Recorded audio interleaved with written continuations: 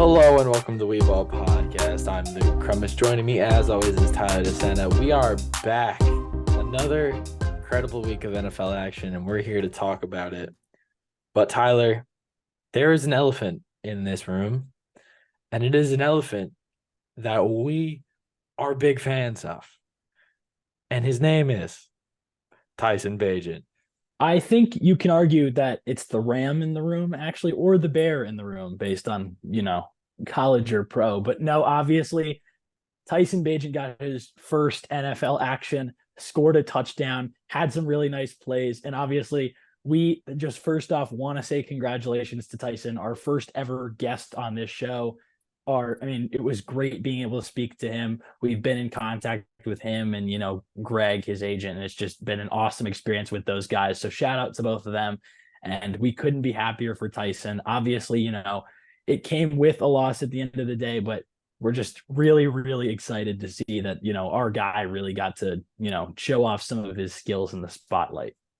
Yeah, and I think while we're there, we should touch on our other guy, let's be honest, R1 and R2, Andre Yoshibas, our boy. Happy birthday, first of all. Second of all, first NFL touchdown. Joe Burrow got the ball for him. The Bengals made him a Hawaiian dessert for his birthday. What a guy. Yeah, congrats, Andre. What a weekend for us, narrative-wise. I mean, come on. This has been the Wee Ball weekend. But yeah, Tyson did take on the Vikings. He came in 10 for 14, 83 yards, the pick, rushing touchdown. But he was feeling himself for a minute there, and I was like, oh, this is the Tyson I know. Like, this is the guy. And it didn't end up in his favor. There were a lot of bad snaps, which has been a problem for the Bears all year. It doesn't matter who's under center. The snaps have been atrocious. But that was a really fun game. Like, I didn't expect that game to be fun. It kind of dragged on, and then Tyson came in, and I was like, here we go. This is the most excited I've been for a football game in probably 2.5 years.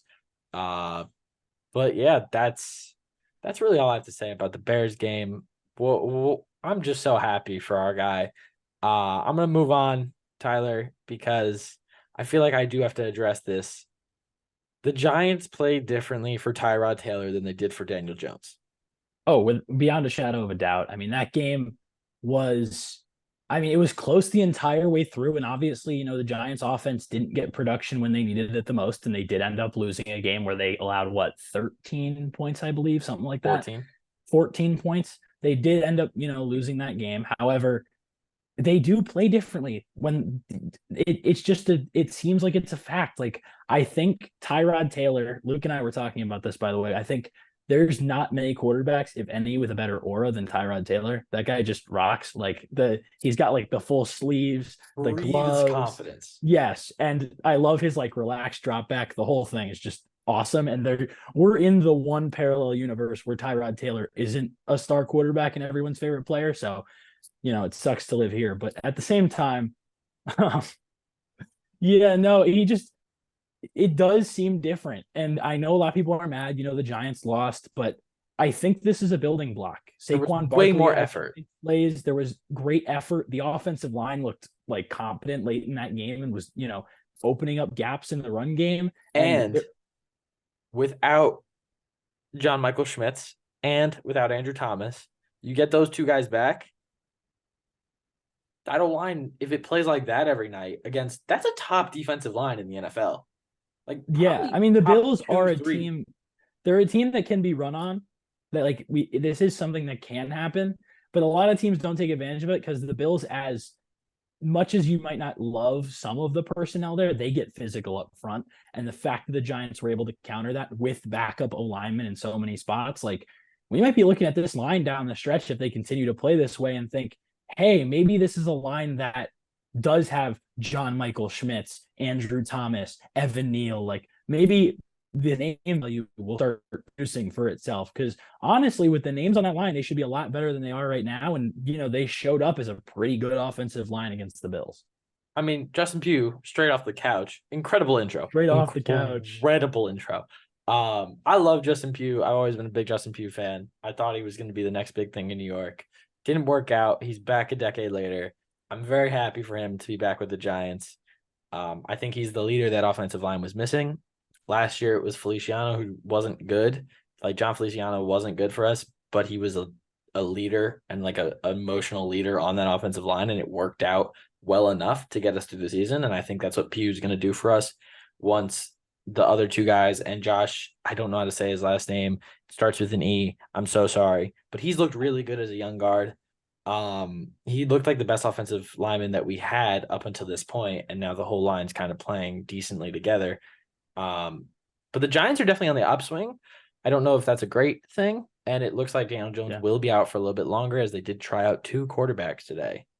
So it's definitely, I mean, where they're going, I mean, most likely not the playoffs. However, they are a very, like, there is a football team there that can be good down the stretch. And I really do want to see just kind of this cohesion and then build on this, with big roster moves coming up soon. It just feels a lot more promising for the New York Giants than it did a couple weeks ago when they were, having a lot worse losses. But what do we got up next? Attention fantasy football fanatics. As draft season approaches, don't neglect the most important draft pick of all, your game balls. We all know how injuries can ruin a season, so let Manscaped take care of that Reggie Bush of yours with their skin-safe technology. That should guarantee you to have a smooth ride into the playoffs. The leaders in the below-the-waist grooming have created a championship lineup with their Performance Package 4.0, and it's time for you to do the same. Join the 9 million men around the world who trust Manscaped and get ready for kickoff by going to manscaped.com for 20% off plus free shipping when you use code WEBALL. We all know that confidence is the biggest thing, whether it comes to recording a podcast, interviewing professional athletes, playing on the field, or even trimming below the waist. And for that last one, Manscaped has helped out tremendously with their Performance Package 4.0. Inside the Performance Package 4.0, you'll find the Lawnmower 4.0 trimmer, Weed Whacker ear and nose hair trimmer, Crop Preserver ball deodorant, Crop Reviver toner, Performance Boxer briefs, and even a travel bag. Slotted at quarterback, we've got the Lawnmower 4.0 trimmer. This spaceship is here to guide you on your journey to trim your body, balls, and even your A gap. This 4th generation trimmer also features a cutting-edge ceramic blade to reduce grooming accidents thanks to their advanced skin-safe technology. The Lawnmower 4.0 has a 7,000 RPM motor, a new multi-function on-off switch that can engage in a travel lock, and is even waterproof. The Lawnmower 4.0 also has a 4000K LED spotlight, brighter than Bryce Young's future in the end zone. The Performance Package 4.0 also includes the Weed Whacker, the ultimate flex. Watch it run through your ear and nose hairs like Aaron Donald runs through to sack your favorite quarterback. The Weed Whacker is also waterproof and uses 9,000 RPM motor-powered 360-degree rotary dual blade system. This ear and nose hair trimmer provides proprietary skin safe technology, which helps reduce nicks, snags, and tugs in those sensitive ear and nose holes. Don't forget to use the Crop Preserver ball deodorant and the Crop Reviver to help your little bench warmers be on their A game while feeling the sun's heat. Manscaped even threw in 2 free gifts to the Performance Package 4.0, the Manscaped Boxers and the Shed Travel Bag. So who's the commissioner now? Get 20% off plus free shipping with code WEBALL at manscaped.com. That's 20% off and free shipping with the code WEBALL, WEBALL, at manscaped.com. It's time to put the PP back in PPR and get a grip on your pigskin this season with Manscaped. The Panthers are making a change at play caller. Frank Reich's time calling the shots is over. Thomas Brown, he was getting head coaching looks a few years ago when the Rams were on top of the world as just a running backs coach and assistant to the head coach, which is pretty big I think at the time he was like 34. He's 37 now.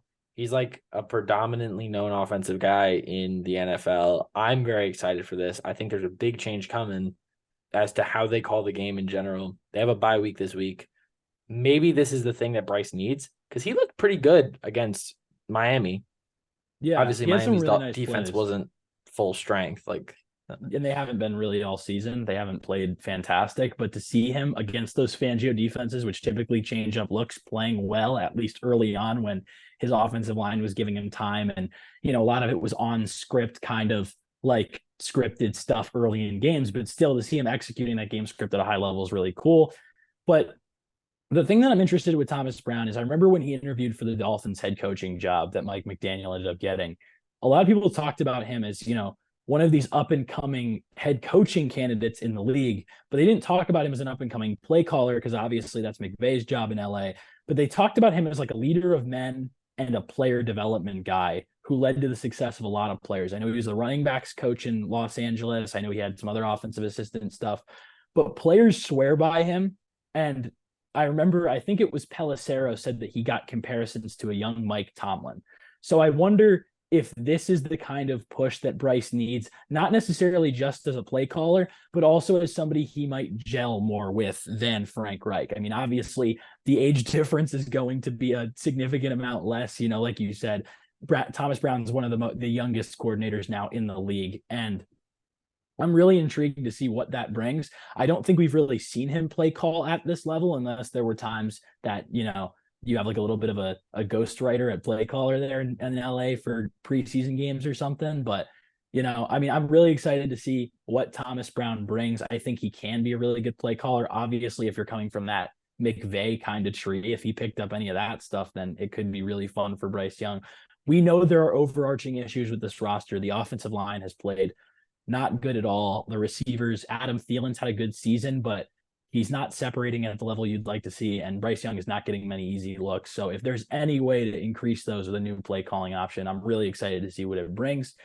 And with that, it actually brings a potential really fun matchup that I'm going to be at that I just wanted to shout out here. We've got on October 29th, the Texans, led by CJ Stroud, going to Carolina to play the Panthers and Bryce Young.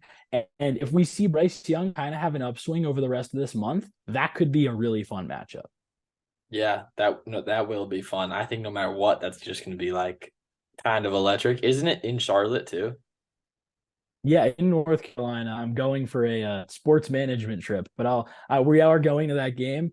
And I'm super excited to see those two guys. I mean, obviously the 1 and 2 picks in the draft, it's not often you get to see those guys play each other at all. 1, 2, and 3 will all be there. Oh, yeah, and Will Anderson. I totally forgot about the fact that he went number 3. I mean, that is just – it's going to be a really fun matchup. But, yeah, that's I guess that's a conversation for another week. But a conversation for this week is the brass of the NFC not playing well. Yeah. I think the 49ers was strictly due to injuries. Their team kind of fell apart. At least mostly. When you combine the fact that they were missing their 2 best offensive skill position players, and they were also playing against the Cleveland Browns defense, which is ridiculous. The second best in football, if not the best. They are at worst number 2 or number 3 in the entire league. So they wreak havoc no matter who they're going against.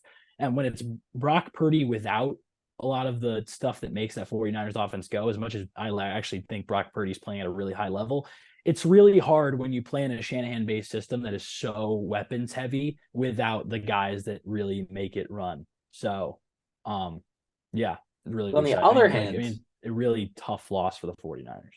On the other hand, the Jets and the Eagles. The Eagles have looked legitimately like vulnerable through all of their games. And I think the Jets defense finally took advantage of it. 3 picks by Hurts. Not awesome. Almost half of his yards were to A.J. Brown. He was the team leader in rushing yards with 47, which isn't awesome. And it's not like the Jets offense was firing on all cylinders. Breece Hall had 12 carries for 39 yards and a touchdown. Like that shouldn't win you a game against a legit defense in the NFL. Like this is the Eagles defense we're talking about. Zach Wilson played well, obviously not like an incredible game. He wasn't the hero, but he managed it. He did enough to get them a win where their defense was phenomenal. And I think the biggest story of this game is no Sauce, no DJ Reed.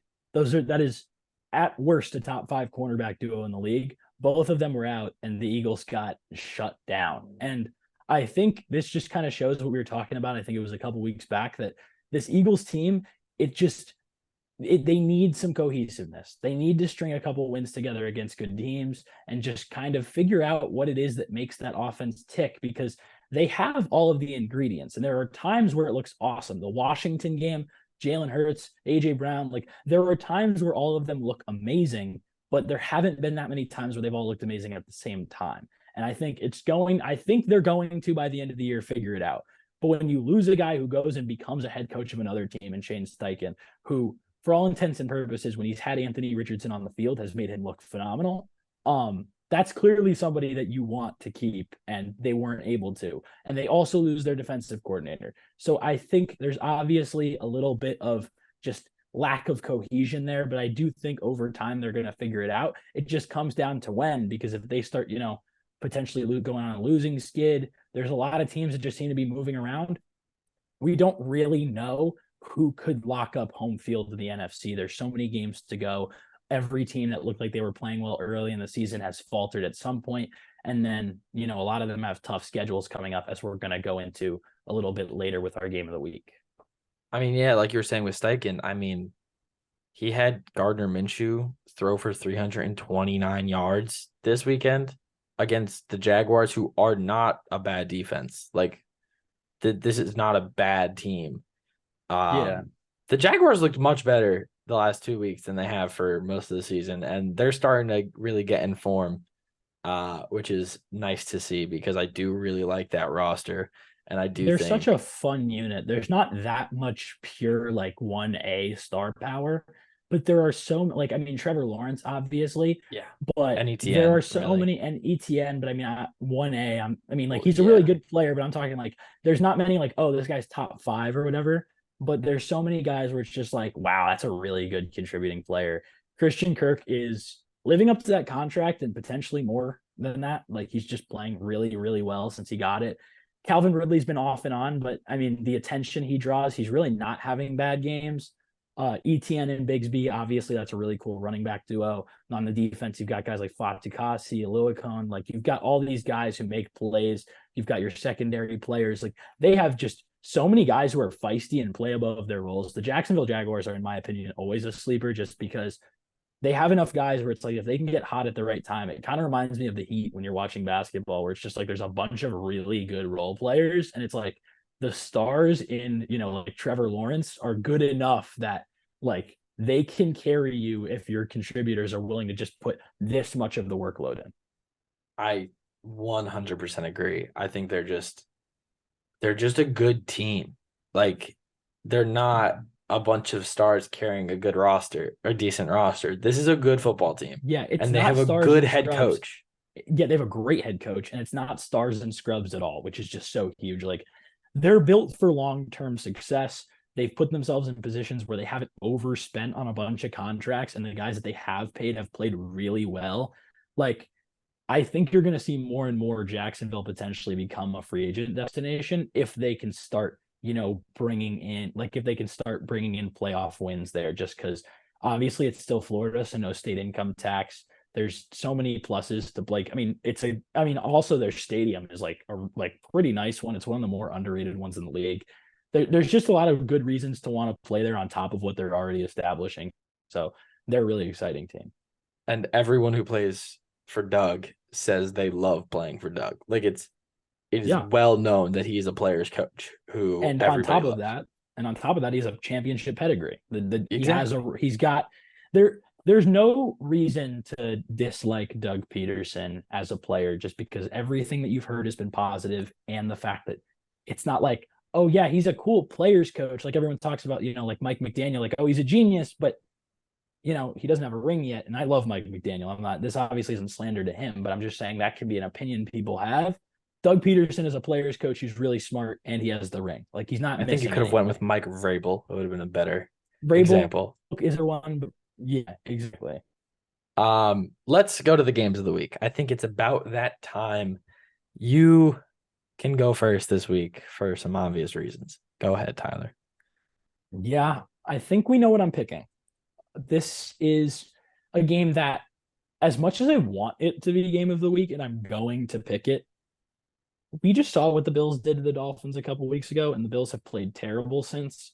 And the Eagles are kind of on a downswing right now, and every team seems to find just like a slight bit of rhythm on offense against the Dolphins because our defense has been atrocious this season. The Philadelphia Eagles versus the Miami Dolphins is my pick for game of the week. I think there's a real chance this becomes a shout. And the reason I say that is I know people are talking about Philly's offense being out of sync, but both teams run a very similar defensive scheme, and both teams are good at doing the stuff that counters it. Miami is prone to running a bunch of stacks, a bunch of like bunches, and that's what destroys Fangio defenses, is causing those DBs to have to communicate and get to stuff late. And Miami runs a ton of that. And then Miami's defense is horrible against the run, and Philly, no matter who they've got playing on the offensive line, is going to maul you and win up front, especially like down the middle. And that's just kind of where Miami struggled. I mean, Carolina looked pretty respectable through 2 quarters running the ball. So I think this has the potential to be a big time shootout game just because both offenses are so talented. So I'm going to pick that for game of the week. Obviously, a little caveat just because I am so scared of the fact that it could be a blowout. But yeah, that's my pick. And I guess we picking winners here, or are we? Yeah, let's. You know what? We don't normally, but let's do it, pal. We'll pick a winner. Do I want to be happy or do I want to be right? Is my question. I don't know. I can't do it to myself. I can't say that I picked the Eagles and then the Dolphins win, and then I have to go on here saying that I was wrong. So I'd rather be wrong and sad at the same time if I am indeed wrong. So I'm going to go with the Miami Dolphins. It's entirely a homer pick, but that's who I'm taking. I think this game is going to be a 42-42 tie. I'm kidding.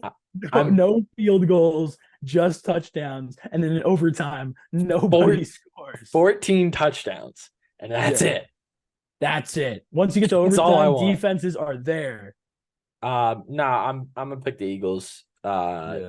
Because I just feel like Hurts is gonna have Tua's number for some weird reason, and everyone becomes an informed team when they play you guys.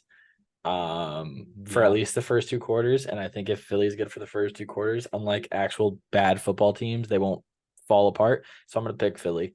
Now, I could have picked Seahawks versus Cardinals. Could have picked Chargers versus Chiefs. Could have picked Patriots, Bills. I could have picked all of these games that are in the same division that these teams hate each other and they want to. I could have picked Giants, Commanders.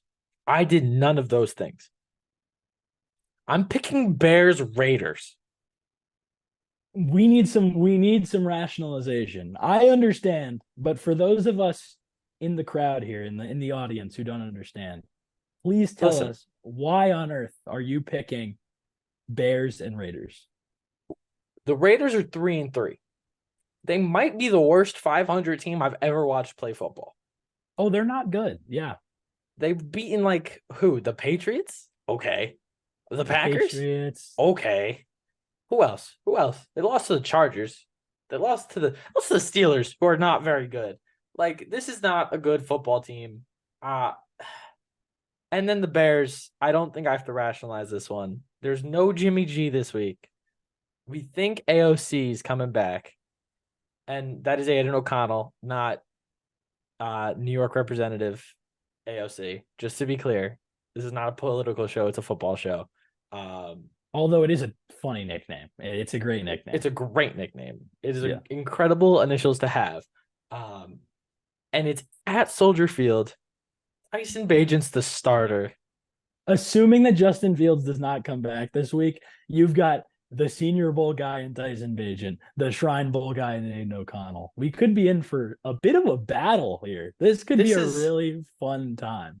This is what we live for on this podcast. On this program, this is what we live for. Yeah, no, everyone else is going to talk to you about Nick Sirianni versus Mike McDaniel, or God knows what else is going on. Who gives a damn? But who cares? You know what we want? Tyson Bagent versus Aiden O'Connell. That's what the Wee Ball podcast is here for. This is the analysis you're not getting anywhere else. And this is what, no matter how few times you've asked for it, this is what you want. And this is what we're giving you. And I'm picking the Bears by 22 points. Yeah. I'm picking the Bears big time. We're matching with the same pick there. I don't know how we could possibly bet against their guy. We just couldn't pick against them. It's Tyson Bagent. The legend potentially begins on Sunday. We got newspapers writing about our boy. He's on the cover. Talking about how he should be the starter. Like the full-time starter. We know that guy. We know him. We met him. Yeah. When he had a shaved head, now he's got long hair again. He's got flow. It's over. That is how we're ending the podcast. This is it. Yes. This is the Tyson Bagent show. Also, Tyree Stevenson and Tyler Scott. Yes, we also love them. We also do love them. Ty Scott caught a crazy ball from Tyson where he ran back like 15 yards. Shout out Ty Scott. But this is how we end the show. We Bagent. That's it. Have a good night. We're not going to do too much promo because people are commenting about how much I talk at the end of these episodes, and I don't listen to the haters. So like, comment, subscribe, do all the good stuff. We will see you another time. Goodbye.